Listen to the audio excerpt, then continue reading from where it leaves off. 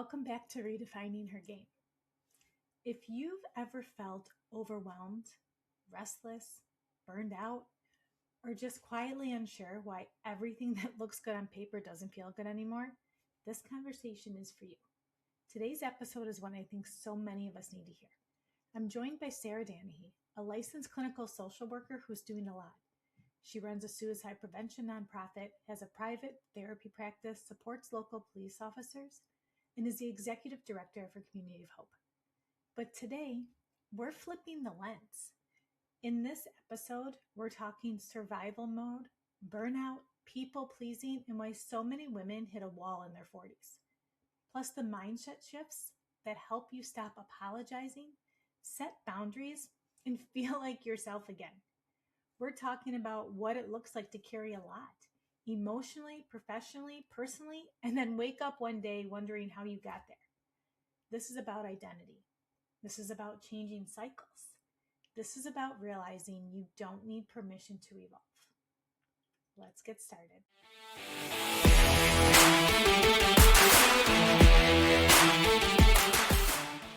All right, let's start out with giving just kind of a little bit introduction of kind of your background and what the work that you're doing now.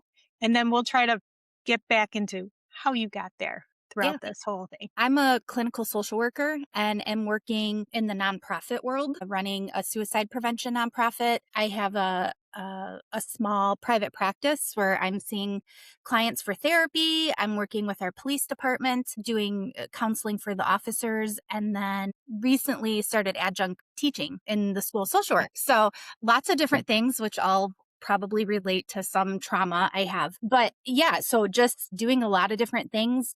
I have 3 boys. I'm married. Yeah. So that's what I'm doing. So, and we had talked kind of briefly before this, but how we're linking this to this Redefining Your Game podcast is that we've now hit midlife.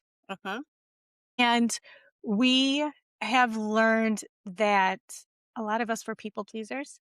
So yes, as we kind of get into this, our 40s, and we're doing all the things and realizing I feel a lot better when I'm doing different things versus just one big chunk of work, right? for sure. You know, we still get to the point to where we feel overwhelmed or like we've kind of lost control. And I don't know if it's when you hit 40 or if it's a certain season of life or whatever, but I'm finding that, hey, it looked really good on paper for me, like everything I was doing. But I was like, I have no control and I don't like anything. Yeah, it Like, doesn't feel good. Nothing, nothing felt good. So from what you see in the work that you do and being in this wonderful season, why do you think that happens? Why does it hit us so hard? I mean, like we literally run into a brick wall. Any ideas? It's so interesting because like I think about like what we were told, or not even what we were told, because I don't think our parents really we have amazing parents, but like I don't think they really like taught us what to expect or like showed us what to expect. It was just like, go do it. Yeah. And so I feel like there's also like, you think about getting married, having kids, the younger kid stage, like you kind of see that on TV or you see that in other people and people talk about it. And it's like, there's jokes about having young kids and not sleeping and, all of those things. But nobody ever really talked about like this part of life. Like even thinking about like all the new talking about perimenopause and menopause, like nobody ever talked about that. And it's just recently become kind of a topic that people feel comfortable talking about or like you hear more about it. So I just think like you don't know what you don't know. And so I just think we didn't really have that experience of like seeing it or understanding it or it wasn't talked about this part of life. And do you think that's because now so much of that information is at our fingertips? Or Yeah, for sure. I mean, right? So, we were growing up and we didn't have the social media No, stuff, right?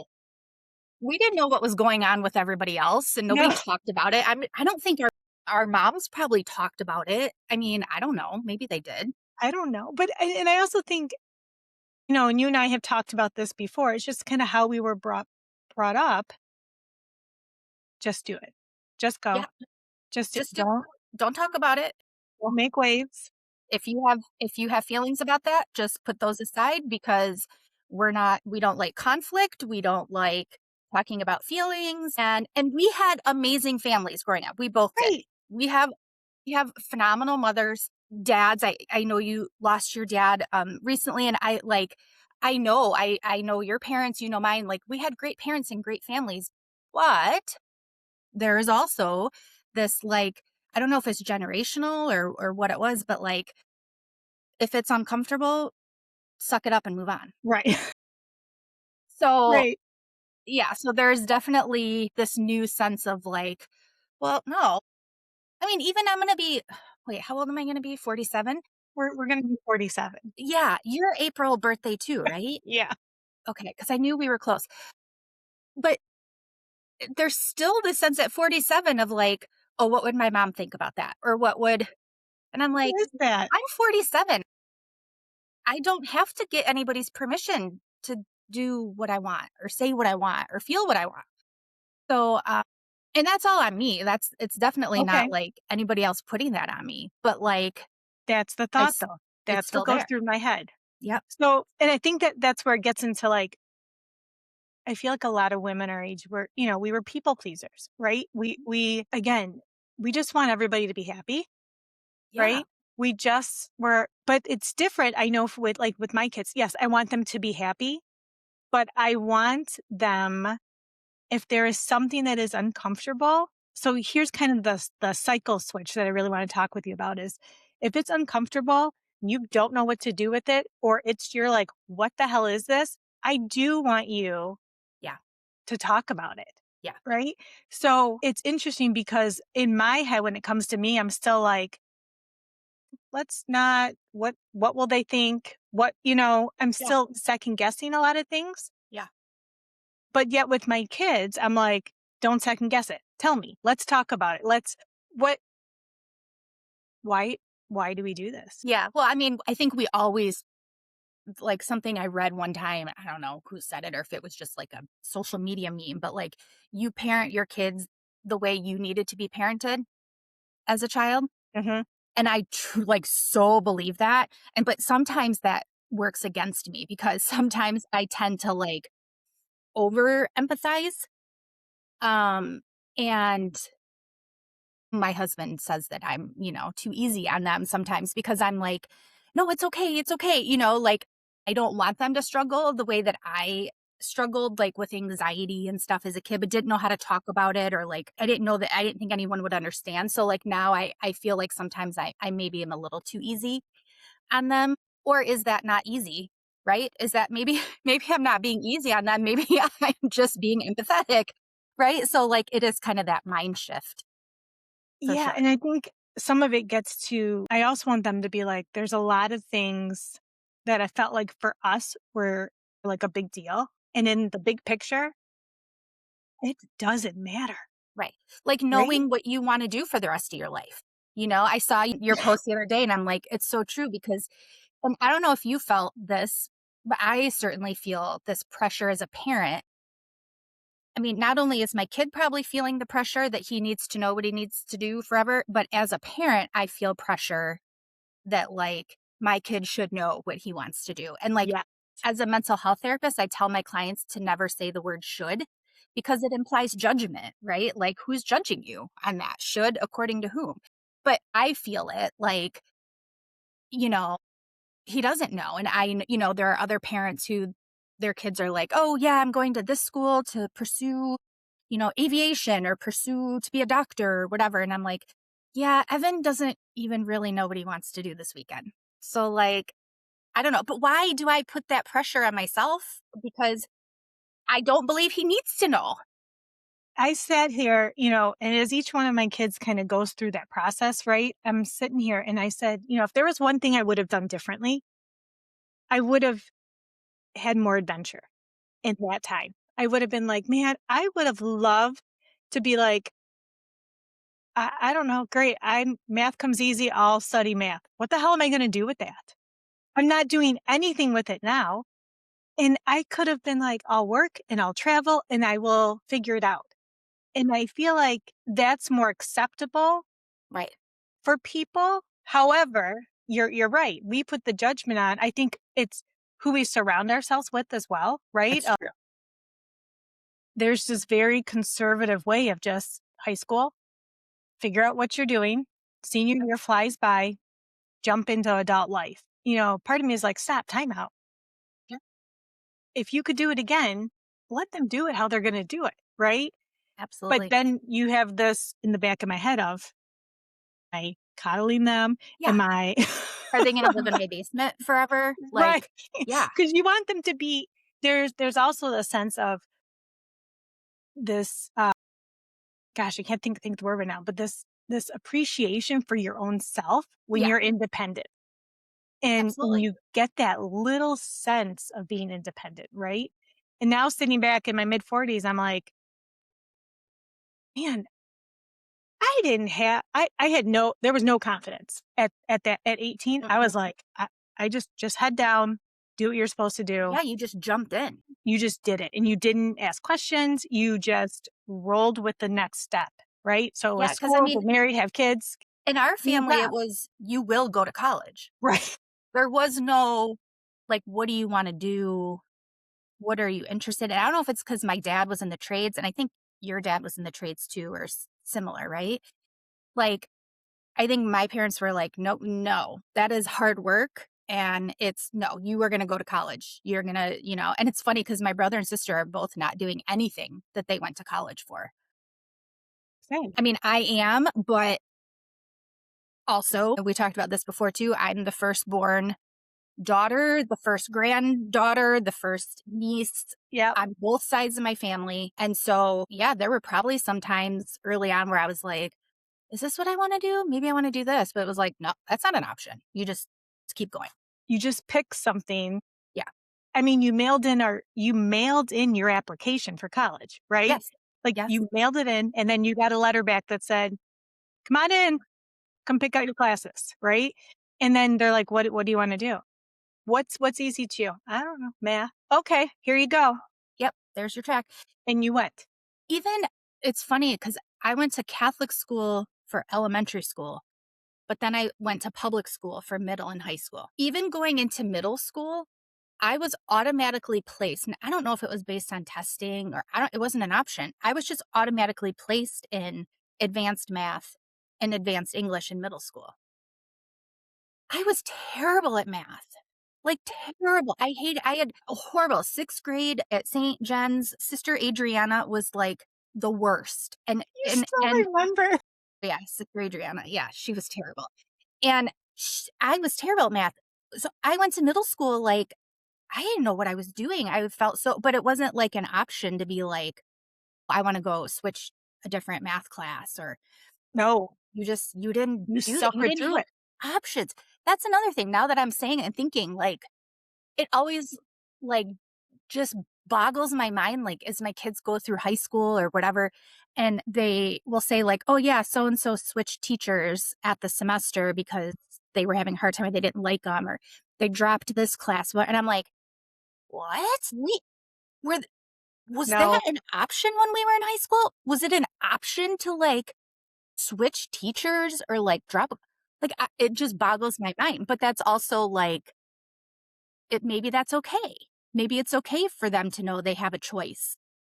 right. Or I don't know. We just didn't have that option. No, I mean, listen, the end of the year, these were your classes for the year. Yeah. You suck it up. You're struggling. Yeah.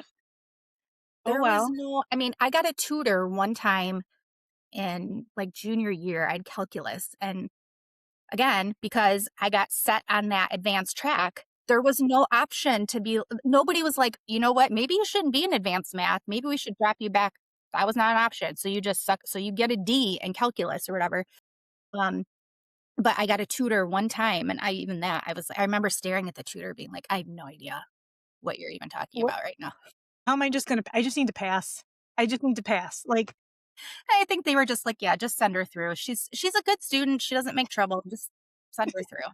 Whatever. uh, Odd. It's so bad.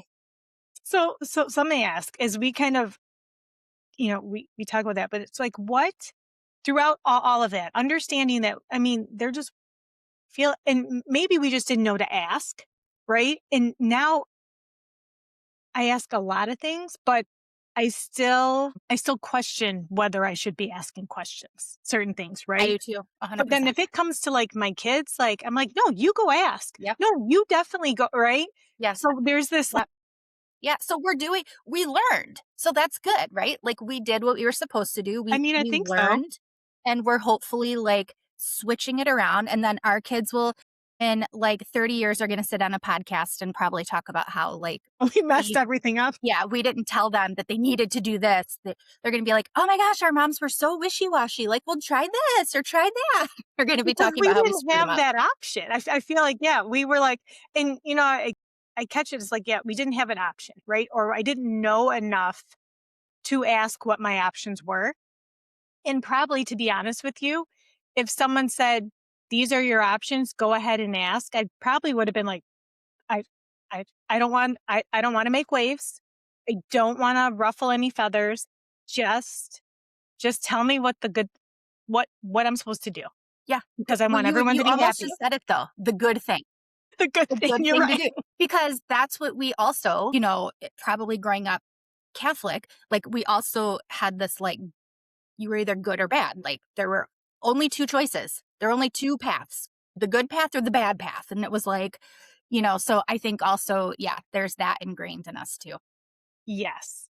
So, talk me back through, like, with knowing all of that, and kind of, we feel like we're almost kind of placed on like this Mhm. trajectory, right?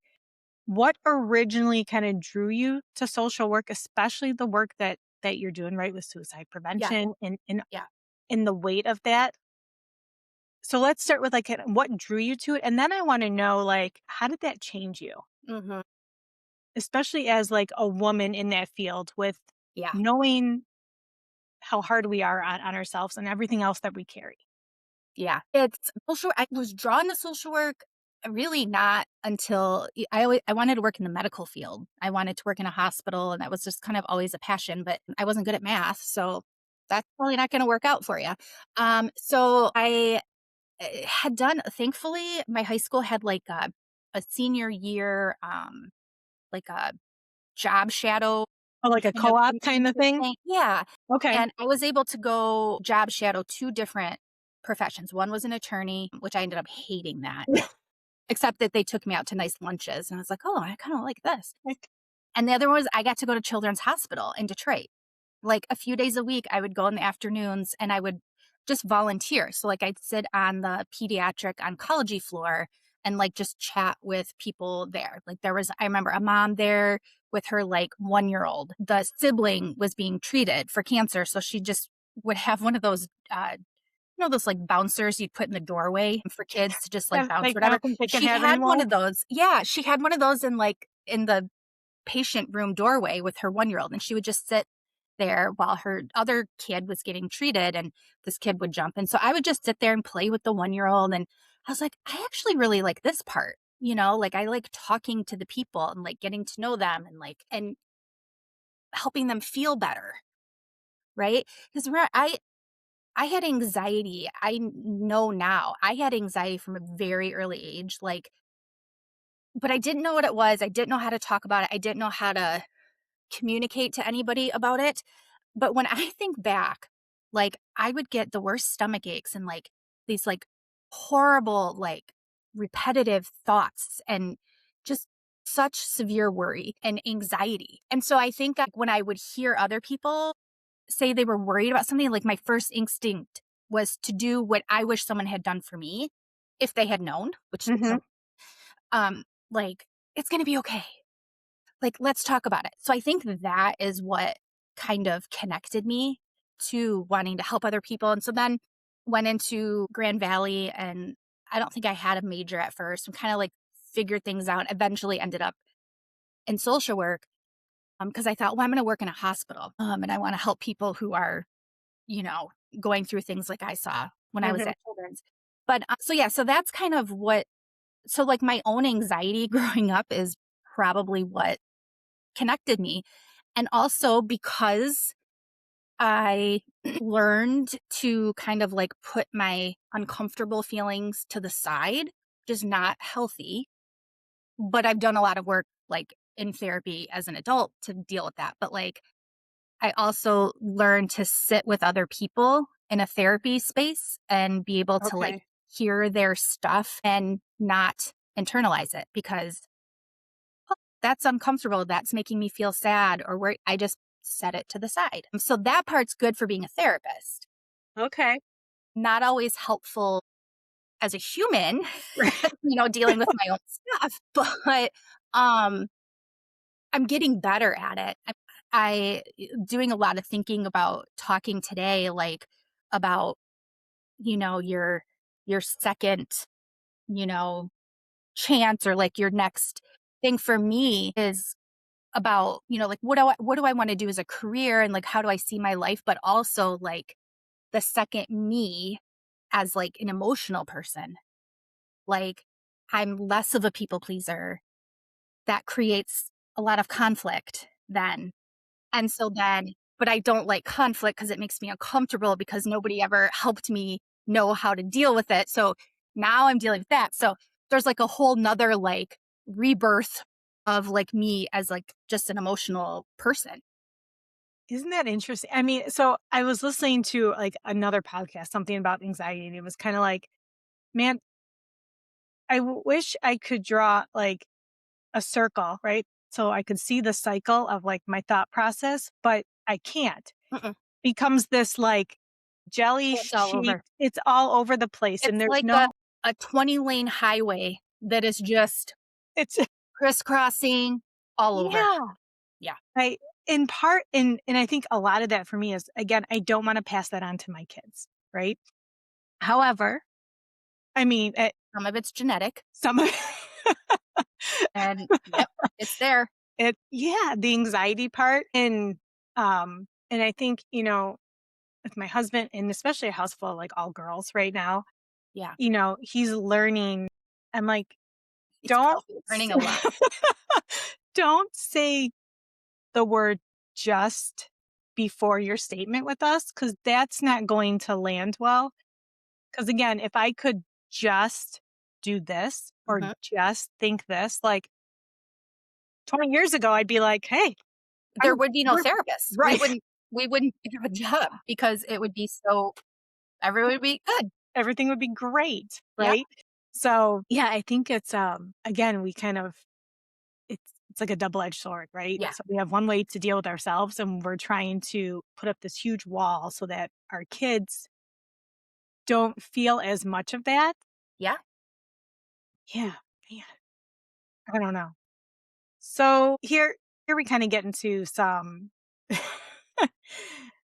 it's it's going to be an interesting question. So as women, right? We we carry a lot emotionally, right?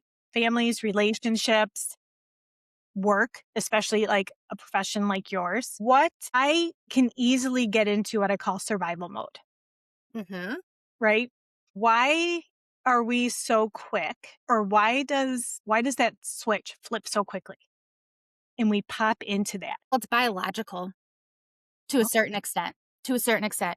And so here's survival mode right now.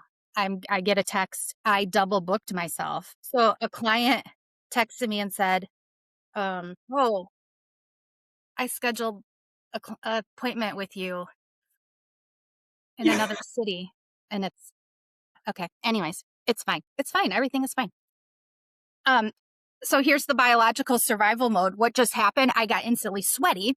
So yeah, so I there's just did like for you too.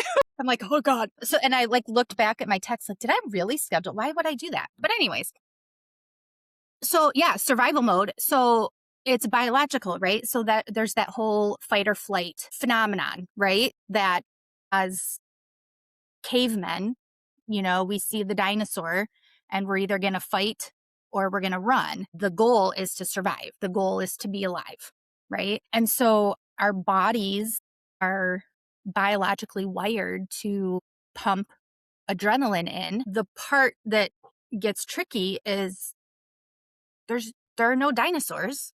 here. It's Right. just a client texting me that I screwed up my schedule, right? So my dinosaur is, for everybody, it's different. For me, it's mistakes. Making a mistake puts me into fight or flight, Okay. right? Like everybody has their own fight or flight.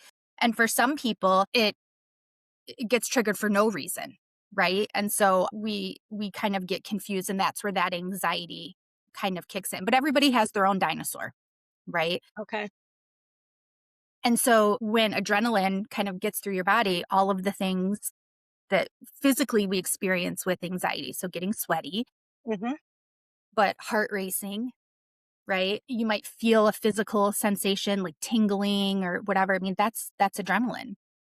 That's So, yeah, and we kind of talked about this a little bit before in our previous conversation, but, we talked about even when our kids were young, right? yeah, And we were yep, in not remembering everything that I wanted to yep, remember yep. because I feel like I was in survival mode for so many years of just trying to get people out the door to where they need to go, pick them up, remember them all, Yeah, right? yeah, Did we eat? Do they yeah, have what they need? yep, And the guilt that comes along 100%. with being in that mode for so long, right? And I see these, and I'm so guilty of this. I see these young moms now. Young moms, I say, it feels like more like they're in their like late 20s or early 30s. They're just Mhm. starting, and there's this piece that Yeah, they show that I'm like, how how how do you can you give that to me now? yeah, So again, I'm yeah. It's funny because I think our moms would probably say the same about us okay. when we had kids, like about like, that we had more information, or my mom used to make fun of me because I would read books about, Yep. babies or whatever. She's like, we didn't have a book, whatever. So I feel like maybe it's just like as we evolve and like learn more and become more comfortable with, but I think it's also that piece, that social media piece that like people can share. Like I would have given anything to be able to watch one freaking TikTok about babies who don't sleep. I Right. feel like that would have saved me months of anxiety. Because I think I shared with you last time we talked, like I specifically remember going to a birthday dinner for my mom with my aunts. I'm the first niece or granddaughter to have kids. I'm the first of my friends to have kids. My sister didn't have kids. My brother didn't have kids yet. Like I didn't, I wanted to like talk about like, is he ever going to sleep again? Like, is this normal? Is that normal? And I remember asking my mom and my aunts, and they were just like, oh, I don't know. I don't remember. I don't remember that. Do you? No, it's fine. You'll be fine. And I was like, no, but like, I need to know. Like, I remember being like so disappointed that like I didn't have somebody to be like, that's normal. This is okay. Yeah, I promise it gets Try better. this. Try Yeah, this. something. And so I do remember like not having that. So I think maybe now there's just so much more information. We're so much more connected that In a good way, right? I mean, yeah, as long as we use it as not a comparison, but just a informational piece. yeah, And yeah, again, I just sit there and, again, as my youngest is 16, right? yeah, So the other ones are over 18. And I'm like, in the guilt that I still feel about not remembering yeah, so many things because of being in that survival mode, yeah, if I could, you never want to give unsolicited, like, opinions to a right, new mom. right, Like, don't right. don't do that. Yeah, no, Right? for sure.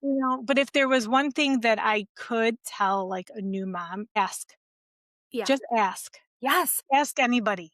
And Just I if you had it can this ask. morning. Like I had this like thought this morning about like I'm putting together these senior picture boards for the basketball team for Friday. My middle son is a junior, but I'm doing the senior boards. And I'm looking at all these pictures, and I was like, so I pulled out some of Evan's pictures when he was little, and I'm looking at him and I'm like, gosh, he was so like goofy and just like such a crazy kid, like just goofy. And I thought, I wish I'd appreciated that more. Like, I wish, because it probably annoyed me. And because of my people pleasing tendencies, and like also the way, like, and again, I keep saying like the way I grew up, it's not a bad thing, but like we grew up like It just you is. be quiet and observe, like don't draw attention to yourself, Right. you know. And so Evan was the opposite of that. And so I would constantly be like, shh, be quiet, stop it, stop doing that, stop. And I wish I had just like let him be a little bit more because I kind of miss it now because Yeah. now he's 17 and he's like, huh, huh, huh. So like I was thinking about that this morning. Like I kind of wish I'd appreciate it. Will, my oldest, who's 19, was very quiet and still is. I wish I'd like appreciated that instead of like, he needs to get out of a shell. He needs to speak up more and do more, you know? So I mean, but I guess there's benefits to both ways. But yeah, I wish I had appreciated it more and I wish I'd asked other people more. Although I did and nobody was there to, but TikTok or Instagram would have helped me a ton. Right. A ton. Yeah. Yes. The positives to social media is that we can ask the questions now, right? Yeah. Yeah. Or Google even. There was no I Right. didn't even have Google. Maybe we Yeah. did have Google. I just didn't know I don't. Yeah. about Google. So, we talked about survival mode. We talked about kind of our triggers, right? Mhm. Mhm. What about like after that? I feel like, we hit that wall and it's like we're burnt out, we're done. And we kind of we lose it like Mhm.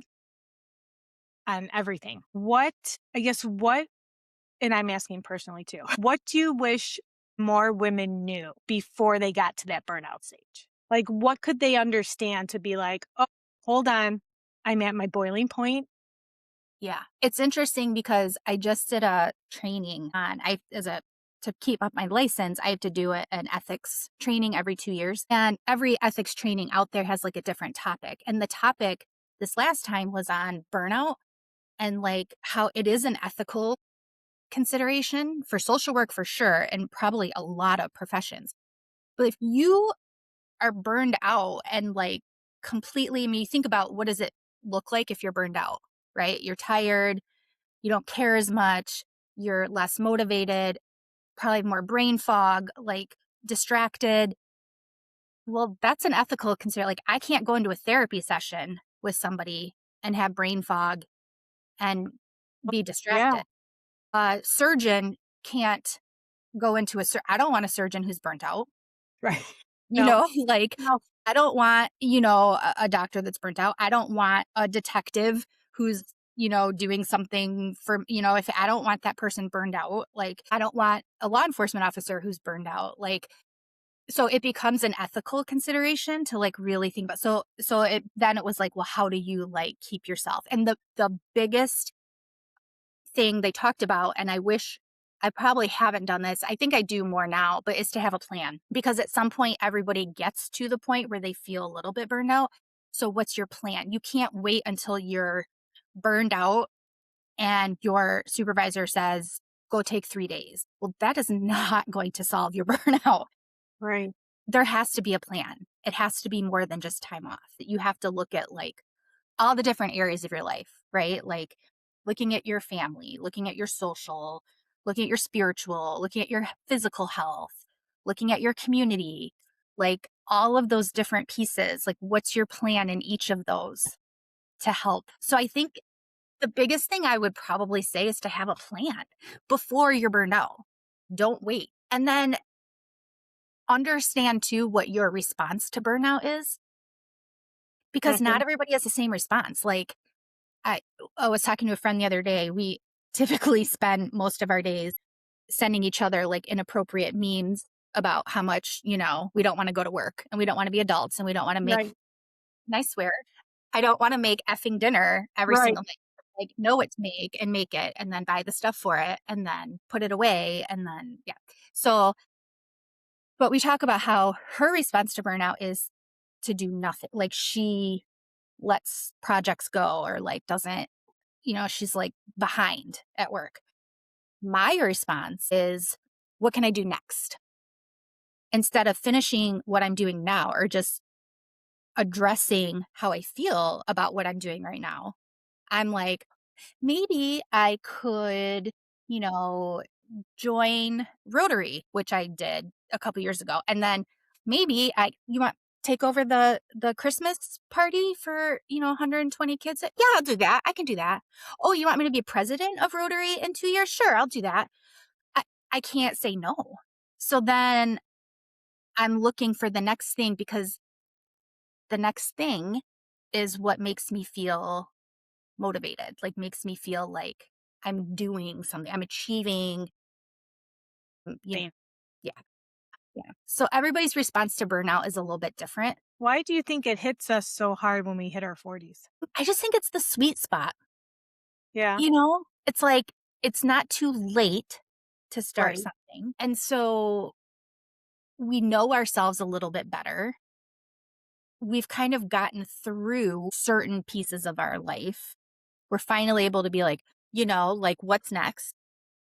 Do you think it's us having a little more confidence too to just be like, Yeah. screw it? Like, Yeah. I'll figure it out. Yeah, and I think it's our age too, our generation, like, what is that they say, like, we were born in the late 70s, we grew up in the 80s, high school in the 90s, like, we had no social media, Nope. we didn't even have cell phones, well, I didn't. My friend had a beeper, like a pager. I had one of those. That's so awesome. And so, like, we didn't have any of that, and even college, like, people talk about MySpace, I didn't even have a MySpace, I guess I was a nerd. I never had a MySpace. I didn't even know what that was. So, like, we didn't do that. And then so I think now too, like, we're just kind of appreciating. I think we probably appreciate social media more than any other generation because we didn't have it, but we grew up in a time where it was like evolving.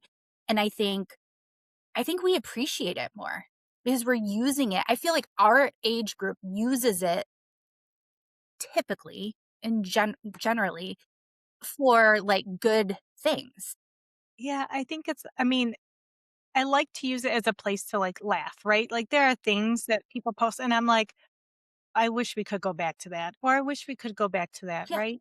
yeah. And I like that part of it. But yeah, I guess you're right.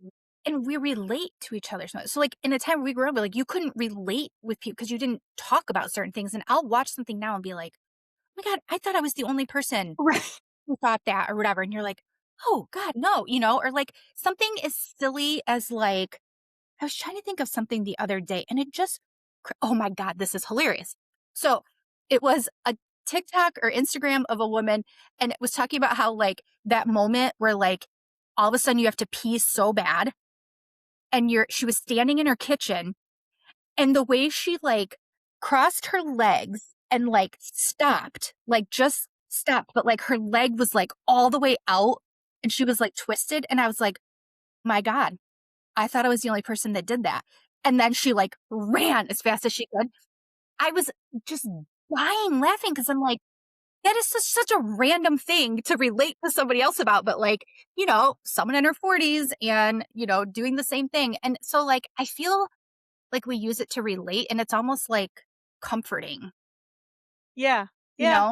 I because we guess. grew up like not talking about stuff and thinking you're weird because you do this. And no, you're not weird. You're normal and other people are just like you. And so I think that is comforting to And our I, age. and I like that I mean, you can send that picture to a friend, not say anything, not say a word, and they're just like 100% true. Yeah. They're And going to you're get it. like, thank you. Yeah. So it's just so validating. I mean, like I said, my friend Jessica and I, we see each other maybe once a week at Rotary or whatever, but like our friendship is literally based on the crap we send each other. And sometimes it's so inappropriate and we just laugh and it's just so relatable. But it's I don't know, it creates connection, which I think is super, super important at this stage of our life. Yes. Yeah.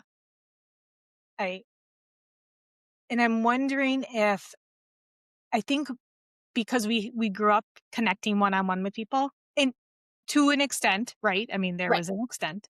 Yeah. Yeah, for sure.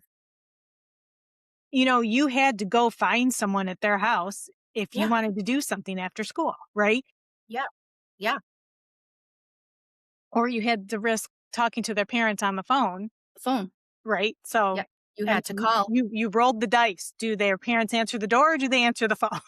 Absolutely. And the hiding the phone like under your blanket because someone might call late at night. And if it wakes up your parents, they're gonna be pissed and you're gonna be in trouble.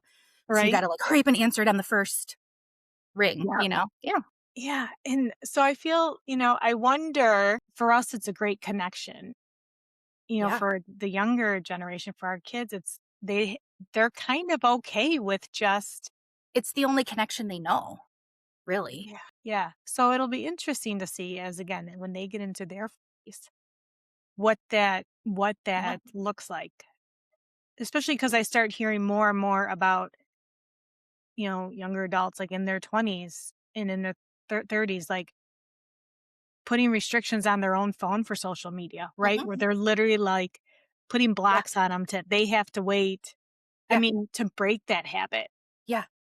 So it kind of gives us a little bit of hope, right? Yeah. Absolutely. That there's some self-regulation. That's another thing too. Like I didn't really like this is gonna be probably controversial, but I didn't really regulate my kids' screen time I didn't either. I know. because they need to figure it out. Like they need to know when they need to go outside, or they need to know like when, I need to go to bed or I need to whatever. And certainly I regulated, like I did go on their phones and make sure they weren't, They were looking at safe. anything else. Yeah. Yeah, but like and my kids did a pretty good job. I get not all kids are able to do that. Like some kids have, different characteristics that make it or different factors that make it harder for them. My kids were fortunate enough that they did a pretty good job of balancing like going outside and jumping on the trampoline or playing kickball with the neighbor or whatever, like doing their own thing. My 13-year-old this morning as I was leaving the house, I went in the basement and he had created like a little mini basketball court for his because he would play on the hoop in his bedroom. And I'm like, it sounds like you're coming through the ceiling. So please stop that. So he went in the basement and he even had a little list of like all the things he needs to check off to make his basketball court. Like, great. Okay, good. Do your thing. So I never really regulate, but kids have to learn how to kind of manage their own balance of things. Well, I'm still kind of going through it with the video games and the stuff, like Evan. And he doesn't all the time, like, he goes through spurts, but, these late night, he's on his video game, he's, like, yelling and screaming, and I'm like, "Oh my gosh, it's a Like lot." I know that, with my oldest daughter, like we did this, like your phone shuts off at was like 10 o'clock at night. And then as we go through each of them, I kind of Yeah, got to the point to where I was like, you know what? Like they're going to figure it out. So Liv now, I'm like, it's 9 o'clock. I'm going to bed. You're a junior in high school. Like I'm you're going on to bed. We know what time we have to be out the door in the morning. So if you don't go to bed till midnight and you're yep, tired, we're going to be yep, fighting in the morning because you got to get yep, up and you got to go. Right. yep. And so I don't know if that's right or wrong, but it's just, again, to the point to where there are certain things I'm like, Oh, yeah, it's just not the hill it's you're not, gonna die. it's not, Get it. it's I get not it. worth it. No. So let me ask you one more question that I think is super important. And I am trying to be for myself more conscious of when I do this. And it's a Mhm. terrible, terrible habit. Women always apologizing. Huh? So I will always be the first, even if I had nothing to do with it, I will say, I'm sorry, Mhm. or I'm sorry for this, or I'm sorry for that. And then so when I catch my daughters doing this, I'm like, why are you apologizing for that? Had nothing to do, you know what I mean? Or you Yeah. don't apologize. Like when you did something wrong, you apologize, right? Mhm. When you hurt someone's feelings, whether it was intentional or not, like apologize. But what do you wish women would stop apologizing for more often, right? Like, because I feel like it's ingrained in us to, again, people pleaser, right? Yeah. Yep. I Always trying to think fix everything for everybody. You're always well, the phone call. and not wanting to make mistakes. I mean, I think for me, that's what it was always like, I don't wanna make a mistake. And so because I don't think, like, sorry to Saint Genevieve, but I think growing up with school, like, it was like mistakes are not okay. Like, if you, it was a sin, you need to go to confession. And I was like, geez, like, right? Like, I made a mistake, but like mistakes were not okay. And so no one ever said, like, it's okay that you made a mistake. Here's how you can fix it for next time. And that, you know what I mean? It was just like, you're You're bad. done. That's Yeah, it. There's you're bad. no turning around now. You screwed up. Yeah, you're bad. So you went to St. Valentine, didn't you? Hmm. Yeah, you did. So anyway, so I feel like that is part of it. But I think it's the I'm sorry, the apologizing thing is like, it's like our brain's way of preventing, it tricks us because it's not actually true, but our brain's way of like thinking that like if you hurry up and apologize, it's going to make everything better. You're not going to have an uncomfortable feeling. And it's No sort of like conflict. prevention, no conflict, right? So like it's your brain's way of tricking you into thinking that like if you just do that, it's going to be okay. And it's not true. That's not actually what happens. So yeah, so I think apologize. I think the other thing too, I was thinking about this yesterday, like this idea of like that we need to be liked by everyone. And I don't like everyone. Right. So why do I expect everyone to like me? And one thing that's happened to me that I've noticed, because it's created some conflict, which makes me uncomfortable, is I was very much a people pleaser and want everybody to like me, especially when we moved from Michigan to Wisconsin 14 years ago and I had 2 little kids. I had no choice but to be social and want everybody to like me because I was trying to like start a new life and fit into a new place and Hmm. school and elementary school and PTO, all that crap. So, but as I've grown, I don't care as much about whether people like me. It feels great, but now all of those people that I people pleased to and tried to get them to like me or want to fit in, I'm not doing that anymore, and I think they think I'm just a bitch. Like, I think they just think I'm Right. rude, but I'm like, maybe I just am learning that I don't need everybody to like me, and I don't like everyone. And That's the that's other thing, okay. like, Right. yeah, it's okay. I don't have to like everyone, and I don't have to be friends with everyone. I can be friendly. I don't have to have this big group of friends. I don't everybody doesn't need to like me, and that's okay, and that's been really hard, but I feel like I'm really getting close to, like, I feel like I've made a lot of movement in that area, and it feels really good, but it also kind of feels weird because I know that people are probably like, "What the hell's wrong with her?" Like, she used to be so nice and friendly, and now she just, keeps to herself. And I think it gets exhausting, right? Yeah, And that leads to our, previous thing of we're getting burned out on everything, right? everything, yes. It's not just your work, it's your social life, sometimes your family, your marriage, it could be your marriage, it could be just like a marriage burnout. You can't wait until it's burned out, like, you have to have a plan, right? Like, well, it's all encompassing, but it's also very overwhelming to think about. Yeah. I mean, I guess at a certain point, and I don't know what triggered it for me, right? But it was like I got tired of trying to fit in, Mhm. Yeah. and whether it was in the corporate world or whether it was in circles, it was just, you're like, that's just exhausting. It It's is, and I'll tell exhausting. you what, I can do it. I'm very good at it. I am very good at fitting in. I can go from this group to that group to that group all at one time, and I can fit in and it You're- looks great and it feels like it's freaking exhausting and I hate it. I hate it. My kids joke like, "How come every time we go somewhere, you know somebody?" Because that's what that's That's what a I had to strength of do then. mine. It's a Right. strength. Like, it's helped me in the nonprofit world. It's a strength of leading a nonprofit. It's a strength in being able to do different jobs and, like, having many opportunities to do different things. Like, but it's exhausting, and I have started to cut back on it, and that's where the conflict has come up a little bit because people aren't used to that part of me.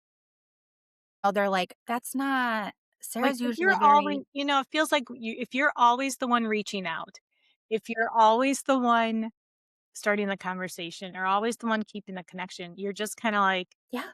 I Yeah. I don't want to anymore. And I don't have to. And that's That's okay. the thing.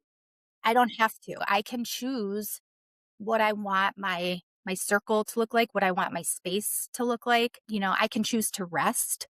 It's one thing I hope my kids see is, I never saw my parents rest, like I take Right. naps, love a good I nap. love a nap. I and my kids see that and I hope they know like it's okay to rest. It's okay to not talk to this person. It's okay to choose to, set a boundary.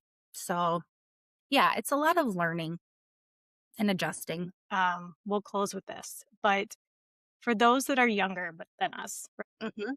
20s, 30s, even under 20, right? Like someone asked me like what would be the advice that you would give someone younger, right? A woman that is just starting out in her career, just starting out with the family, or, now that after the stuff I've been through, for me, it's Mhm. you don't have to make it hard, Yeah. you know? Um, and it's okay, one, to ask questions.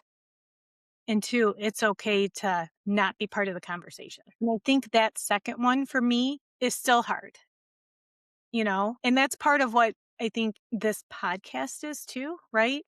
That if you don't feel like you're a bubble friend, right? You're always on the bubble, or you just don't have a place to fit. A lot of this, I hope, conversation will let people know that you'll find it. And you'll be okay when you make that decision, but from your standpoint, what advice or what one piece of knowledge would you give a younger woman just kind of starting out? Yeah. I used to say, and I feel bad because I used to say, take every opportunity you can find. And now I'm like, I wouldn't say that because you don't have to do that. I had to do that because that's what my worth was tied to, and it's not anymore. But it is a little bit. I'm still working on it. Um, I certainly do not have everything all figured out. And we're gonna have to do this podcast again in our 50s and That's our 60s, great. and we're gonna be talking about all different things. But I would say one, it's okay to make mistakes. Like there is perfectionist behavior, that people pleasing, it's all kind of tied in together. And it's okay to make mistakes, I think is number one. And number two things can be true at the same time. I can be outgoing and also love to take naps or sit on my iPad and watch The Housewives. Or I can be career driven, but also be involved in my family. Like, you don't have to choose one or the other. You can do both. And my mom has done a really good job. My mom did not work outside of the house. And she, when I was growing up, has told me she's proud of me and, I know she brags about, that I work my work and my kids and my family, whatever. I think early on was like a big believer in like you did one or the other. Like you don't do both. You don't work and have kids. You don't, you know what I mean? And I think she's probably changed. No, I know she has kind of changed. She's got a daughter-in-law who works and my sister works. And I mean, but, and there's nothing wrong with staying at home either. But two things can be true at the same time. You don't have to choose one or the other. Yep. And you don't have to be 100% at everything all the time when you're doing Right. it. Well, I because mean, my mom will say, like, I don't know how Sarah does it. And I say, I don't. Like, my basement has piles of laundry and I don't cook. I cooked the other night and everybody's like, is somebody coming over? And I was like, nope, just thought I would cook a vegetable. And, you know, but last night we had mac and cheese and chicken nuggets. So okay. whatever, So like I don't do it all. Yeah, there's no such I don't believe there's a such thing as balance. If you're giving 80% at work this week, I only have 20% to give at home. And it could be vice versa, So And it's yeah, going to be that's what I okay. would say. And it's okay. Yep. Yeah. Yeah, for sure. I guess that's the big thing, right? It really is going to be okay. Yes. I double booked myself today. Gonna be okay. And I was sweating for you. My God. But you know what? Like, honestly, probably 10 years ago, I would have completely panicked and had to like end this conversation. And now I'm like, What's the worst thing that could happen? The person's like, "Yeah, no, I'm never gonna come and see this person again." I'd be like, "All right, cool. I, what, We'll what? figure it out. It's fine. It's not the end of the world." All right. Well, thank you very, very much. Thank you. This was so much fun with you. And I love this connection, right? Without social media, you and I would probably have not connected No, no. from how are 35, 40 years I know. ago. So, I mean, that's the benefit of connection, and like social media is really great sometimes And we can use it that way. if we choose to. Well, thank you so much. I'm hopeful that this is really going to resonate with a lot of women because, again, we're all going to be okay. Yeah, absolutely. And hopefully they'll see this community and know that they can reach out Be awesome. and we'll be here. Yes, we will. Bye.